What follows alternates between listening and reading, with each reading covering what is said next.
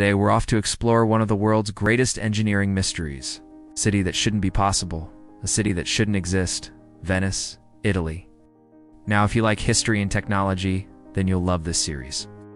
Every week we bring you new episodes where we explore humanity's greatest inventions and answer the extraordinary, how does that even work? So hit subscribe so you never miss an episode. And today, let's find out how Venice is defying all odds. Venice wasn't built on solid ground. It was built on millions of wooden logs driven deep into the seafloor. Since the year 421 AD, this floating city has defied both time and engineering logic. While most cities stand on bedrock or concrete, Venice rises on a forest of waterlogged timber. Yes, wood. Specifically, alder trees, a type that doesn't rot underwater.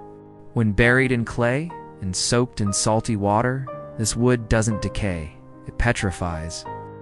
Over centuries, it hardens, becoming nearly as tough as stone. Timeless wonder, still holding up an entire city. St. Mark's Campanile, the famous bell tower that dominates Venice's skyline, rests on 100,000 wooden piles. The Grand Basilica della Salute required over 1 million. Each pile was hammered in by hand, spaced every half meter, driven up to 3 meters deep into the seabed. But how did they do it? Well, let me tell you the story of how Venice was built. First, the builders would cut down massive alder trees growing along nearby riverbanks. Then they'd cut these trees into long poles, taper them at both ends, and sharpen one end to a point like a stake. Teams of oxen would drag these wooden piles down to the water's edge, where they were then dropped into the lagoon one by one.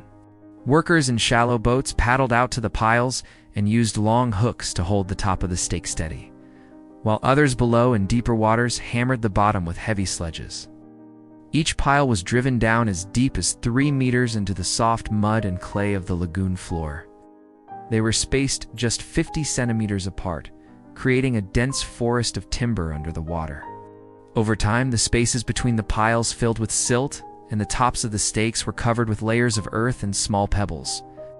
New layers of soil continued to build upon these foundations for centuries, gradually transforming the forest floor into solid land. The creation of Venice was a gradual process spanning many years, possibly even decades. Initially, the city's founders didn't intend to construct an elaborate network of canals and waterways.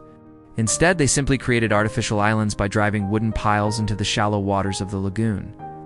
This allowed the inhabitants to escape the encroaching barbarians who were pillaging across mainland Italy during the late Roman Empire's decline. These early Venetians lived on rickety wooden houses built on top of the piled land, eking out an existence as fishermen and salt farmers. As time passed and the city grew, the Venetians realized they needed more. Sophisticated system of canals and bridges to connect the various islands and facilitate trade and travel. This is when the iconic Venetian Lagoon and Grand Canal were born. The decision to build a Grand Canal running through the heart of the city was a pivotal moment in Venice's history. By digging a central waterway and linking it to the lagoon, Venetians created a bustling hub for commerce and transportation. This allowed goods and people to be easily moved throughout the city and beyond, setting the stage for Venice's eventual rise as a major trading power. However, the construction of the Grand Canal and other intricate waterways presented significant challenges for the engineers and builders of the time. Excavating the canals required immense effort and resources, especially considering the soft, unstable nature of the lagoon's soil. But the Venetians were equal to the task, employing innovative techniques to dig and stabilize the canals. One of the most important aspects of building any canal is ensuring that it remains stable and doesn't collapse. Given the soft, marshy terrain of Venice, this was a major concern for the engineers. To address this issue, they developed techniques to reinforce the canal walls and prevent erosion. One method they used was to line the canals with large stones, creating a barrier to keep the water from seeping into the surrounding soil and washing away the banks. Another technique involved planting trees and vegetation along the canals, which helped to stabilize the soil and prevent erosion. Additionally, the Venetians also developed sophisticated systems of locks and dams to regulate water levels and prevent flooding. By controlling the flow of water in and out of the canals, they could maintain stable water levels and protect the city from the rising tides of the lagoon. Overall, the combination of innovative engineering techniques and a deep understanding of their environment allowed the Venetians to overcome the challenges posed by the soft soil, and create a stable and functional canal system that supported the city's growth for centuries. What's amazing about Venice is that it took shape without any of these modern tools. Everything was done by hand, by brute force, ingenuity, sweat, and blood. From the piles supporting St. Mark's Square to the foundations of Doge's Palace, each blow of the hammer echoed centuries of labor. Today, Venice faces new challenges. Rising sea levels threaten its very existence. Storms in Acqua Alta bring tides that flood the streets. Without modern defenses, Venice could succumb to the waters it has long defied. Now scientists and engineers are racing against time to save this ancient city.